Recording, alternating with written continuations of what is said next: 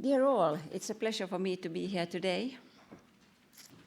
And I will present one option of how to make OCR readable, more readable, if it's possible after these discussions and what we have seen today.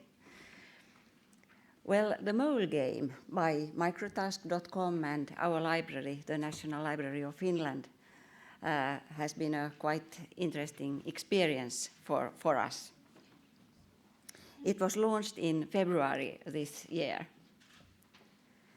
And if you take an interest in the game, you can either contact me or then be in contact with Harri Holopainen, the managing director of microtask.com.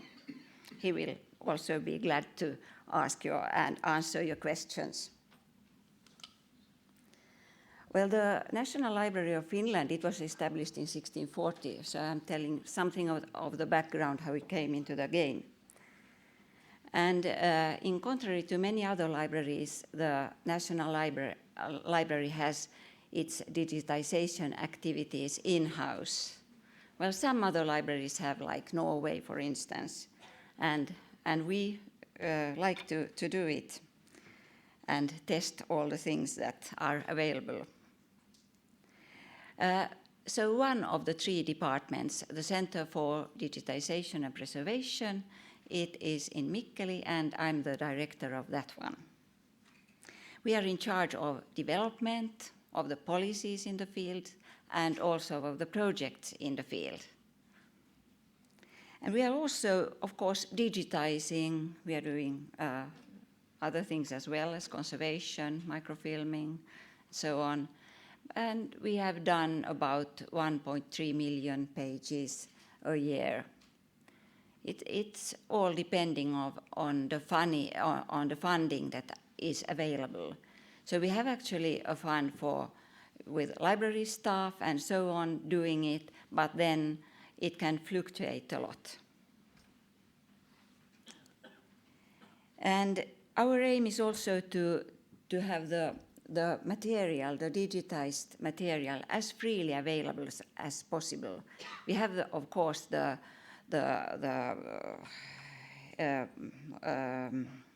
is it? There's no. At this time of the day, it's the copyright restrictions. But otherwise, our aim is to give it as freely as possible to everyone. And that means also that our mass digitized raw data material is available for research. So what we have on our servers is actually going, for instance, to the FinClarin project. It's one of those projects. You have the Clarin project, and it belongs to this one. So we give it for different research possibilities in our country as well. Yes. Well, I can't be without saying that we have used the Happy Fine Reader since 1998. And we actually tried it at that time for Fraktur, and we did Fraktur reading of our newspapers at that time. So we had to put in the different fonts of the Gothic Fraktur for each newspaper, and it was quite interesting. And it has, of course, been changed, the Happy Fine Reader, many times since that. And our challenges are the same as for many of you, very recognizable. We have a lot of Gothic Fraktur text up to the 1920s in our newspapers and other books as well. Of course, we have also Swedish language material and normal antiqua of this day. Well, the newspapers, they had worn out fonts. The collections were very fragile and in bad condition and all those things.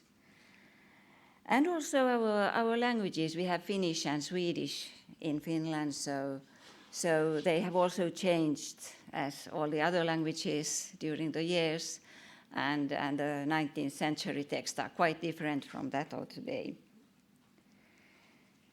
So the need for OCR correction, even after the Abby Fine Reader, has been a need that we see in Finland. Actually, the corrected text, it is a bridge for search and research, data mining, and translation services, and so on. So it's ways to go forward. And interest groups of crowdsourcing are actually, and to get the OCR correctly done, is of course the contributors. For instance, the publishing houses. They would very much like, for instance, for newspapers to get the OCR corrections to be good. It's also, of course, the users of the material, and of course we would like to have the contributors interested to do the work for us. Well, our mass digitization activities, they are based on an operational environment with a customized tracking system and scaling architecture and implementation. And we have been able to do this together with CCS. We have built our environment. And this means that we can scale our processes, the rate from 500,000, shall we say, pages up to 4 million pages if needed. And actually in Finland we have the need to do this, and in very short times. For instance, we had employment funding for, shall we say, 6 months or 9 months, and then you have to be able to scale up and go down again and do these things. So we have done that. And this process, it includes the logistics for the physical items and then for the digital objects.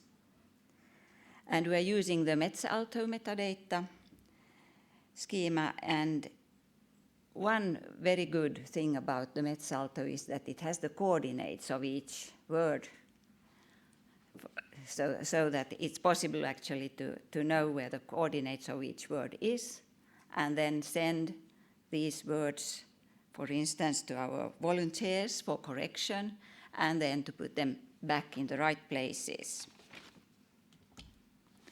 Now we come to the digital part. This is Finnish.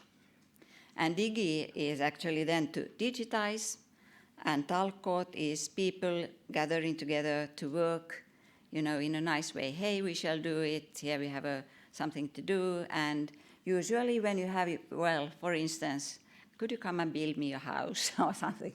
Well, but shall we say parts of that work, you can get people to come and paint something, to do the floor, things like that, or to move in, and then you usually then have some lunch or and something to drink, and you do it together, but you don't pay anything. So the idea is this.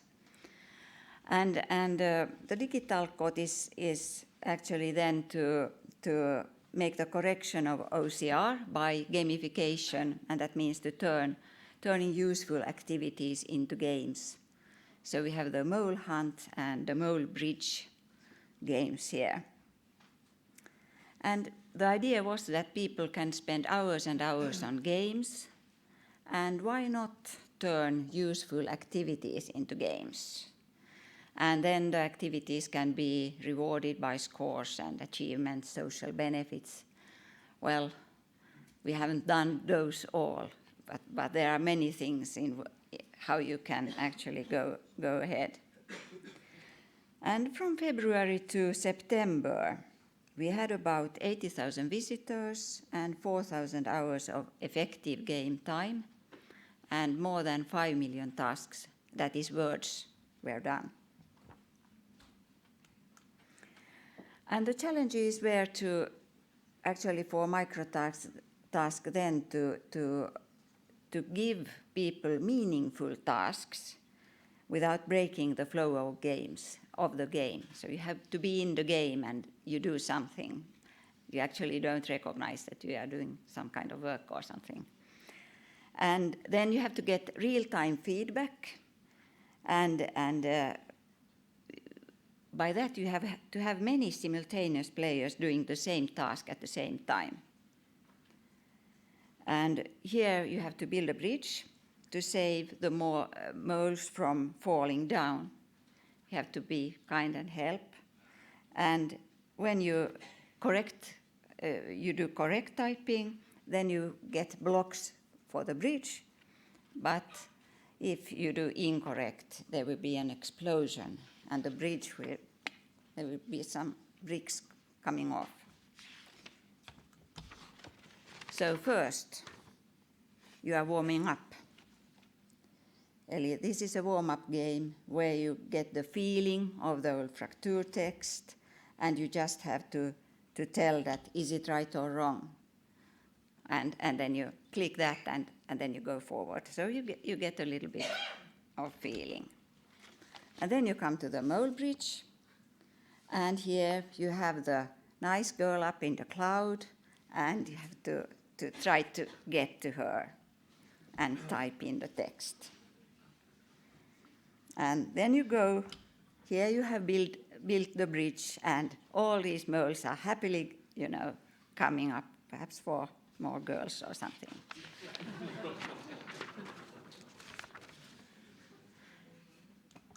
And then you get to the next level, and you can actually yourself choose what you will be doing. Well, the typing speed is quite fast. You really, when you get up these levels, it goes really fast. But you can then choose that, okay, this is my level, I want to do it this way, and I will continue like this. And when Microtask started, they actually had a Chinese audience doing Finnish and fracture text. They didn't know either, but they managed actually to play the game. So, this is open for everyone. Then you have changing sceneries here. So sometimes it's darker, sometimes it's more light. And here when a mole falls down, oh gosh. And here you actually is punished by incorrect typing. And you have the explosion, but then the game moves on, and you just continue, and it's no big harm in this. So the gamification challenges. Building a game like this has been, one of the challenges is to balance the game elements with the speed for completing tasks and accuracy. And then to keep the motivation of people to engage and do these tasks, and also to enlarge the public. And then you have to introduce the next meaningful tasks into the game without breaking the game feeling. And then also, of course, people want to get instant feedback, and to give this instant feedback. That is something that the makers of the game have to think about. And verification has been one of the big challenges also in this game. We have the wisdom of the crowds, but we have also some spammers. And this is then, shall we say, looked at so that at the start of the game, you get only verified tasks.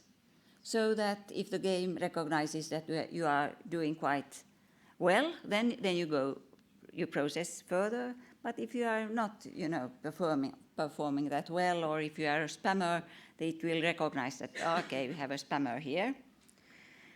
And when proper work is shown, the verification task, you get less and less of verification tasks, and you do more and more of work. And the verification tasks, they are created automatically. You have a randomly selected task, it's sent to several players, and if they all answer in the same way, it will be a new verification task. So you might have 7 players or 11 players, it depends, that are the same, they think that this is the right answer, and then it becomes a verification task.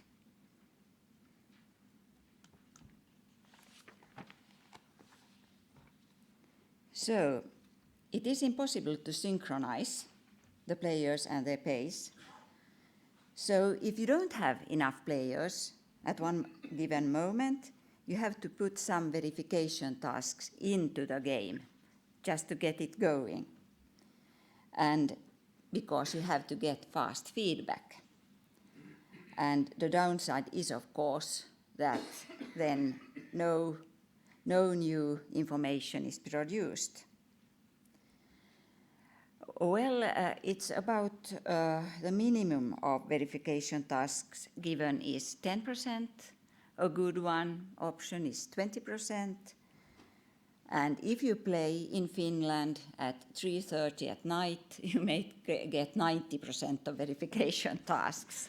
So don't do that. Still, of course, in bigger language areas, you know, then you would have a lower percent of verification tasks. So it's also depending on the population and the language and so on, how many verification tasks you need.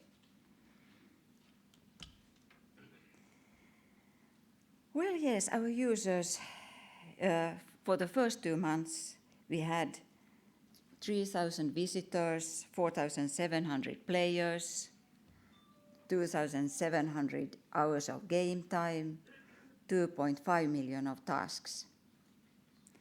And during the next 5 months, it has more than doubled. We have over 5 million tasks today and more than 4,000 hours of game time. And the visitors has been 80,000, over 80,000. The first 2 months, half of the users were men. They were via Facebook mostly, but also via internet. And then again, women spent more time playing the game. It was almost 50-50. So it was really very close. And the median time for women were 13 minutes. But then again, the hardest working top were 4 persons, were all men. So they did most of the tasks at the top.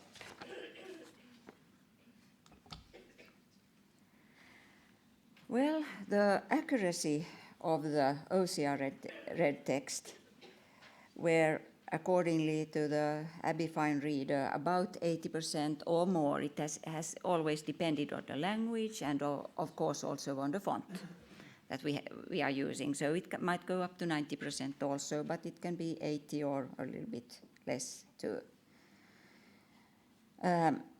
However, this is estimated to the normal text vocabulary of this day. We don't have an old dictionary. We would very much like one. During the game, 30% correction was done to the text. And 2 articles were then looked at after this. And one article had about 1,500 words, and after the digital code, we had only 40 mistakes compared to 228 OCR mistakes. And then in another article, it was 516 words long, and the digital code result was just 1 mistake of 118 in the OCR. So it did really have an impact on how it looked like. And we also had, for instance, one spammer that played 1.5 hours and did almost 6,000 tasks, but only 4 tasks were accepted. So he was then recognized.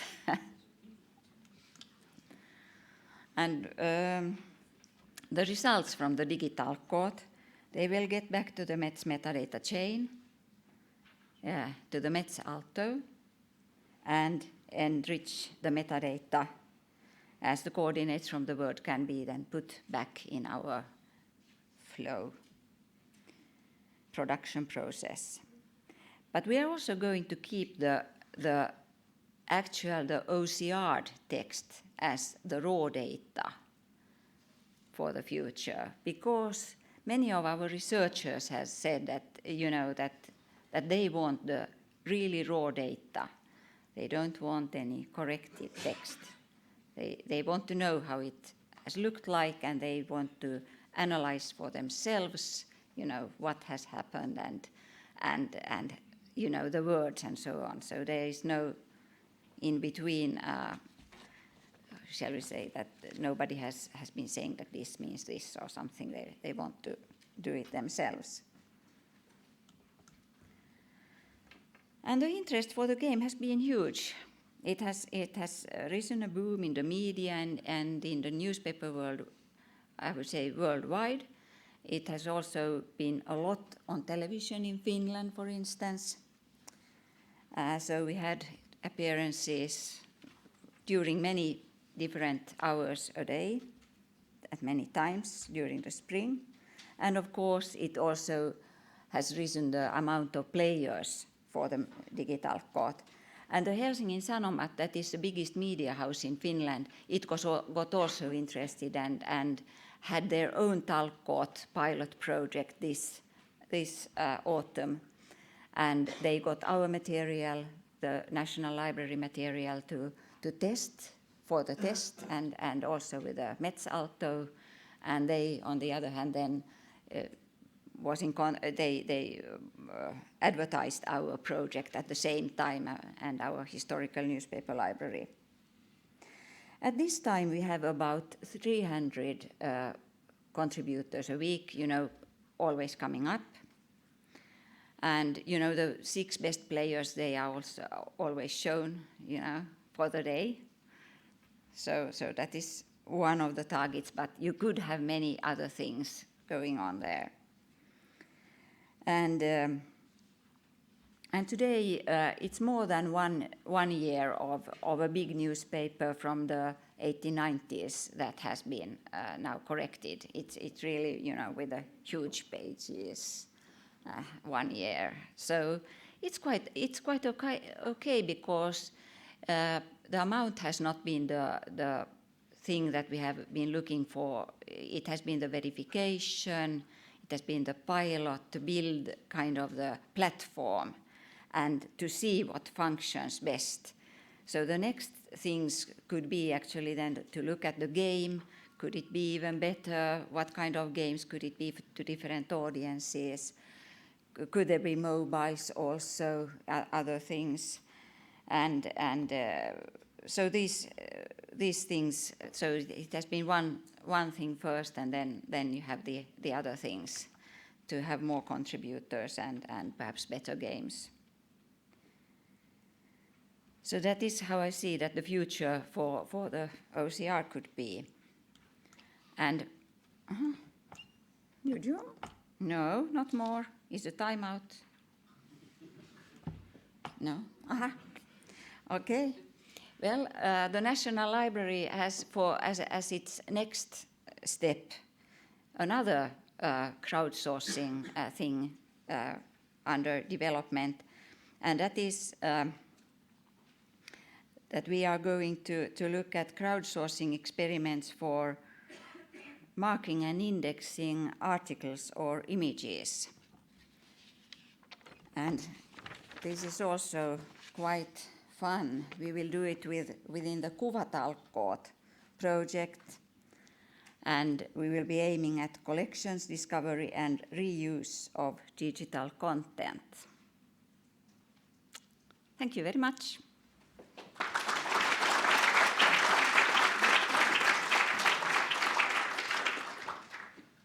Yeah, so nice system. I had the pleasure of coming to Scandinavia also this summer, and it was hard to miss it, really. It was a huge buzz around it.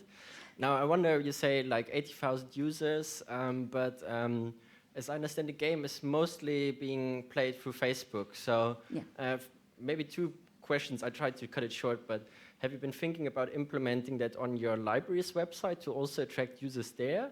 And can you see like an increase in users coming to your site to look at the actual materials triggered by this game? Well, the first thing is, yes, the first question is that it has been on the internet as well. So it's on the internet, so you can do it via Facebook, but you can also come via the internet and do it. So that has been the way that we have had it up till now, but of course we will also have on our library. We are a bit slow in that respect. And then the other one, what did you ask the other one? It was... like an increased use or more visitors on the actual collection? I would say that not yet, but I'm sure that it will be, and I'm also sure that it will have a bigger emphasis for the future with all these things that we are able to do afterwards, because it's 1 year of one newspaper, and we have all over 100 years of all newspaper titles up to 1910 on our, so there's a lot to do. Yeah. Thank you. Yeah. Yeah, it's very interesting. So you had a slide that said you have an average of 300 users per day. Yes. You've obviously got a lot of content to get through, but given all the media attention you got, do you see the possibility to build the number of users even beyond what it is now, or do you think you've plateaued? I think that it for the moment it has plateaued, but I think also that we have got new users, that kind of we have reached new groups of users, and we could do it, we could get more, we could have, if this game would be, you could actually then enhance the game here and make the game such that, other kinds of users also would like it, and also that those users who are using it would have more steps to go forward, different kinds of doings. And I think that here it could be very nice to have a broader project, more worldwide, because it's we have the Angry Birds at the moment in Finland, but anyway, some kind of, yes, that we would have other games as well, and also games then for perhaps those who read more these newspapers and so on. So we could reach out more, yes. We have 5 million inhabitants in Finland, so that also tells a little bit about, yeah. One last question. A short question for a short answer. Yeah, okay.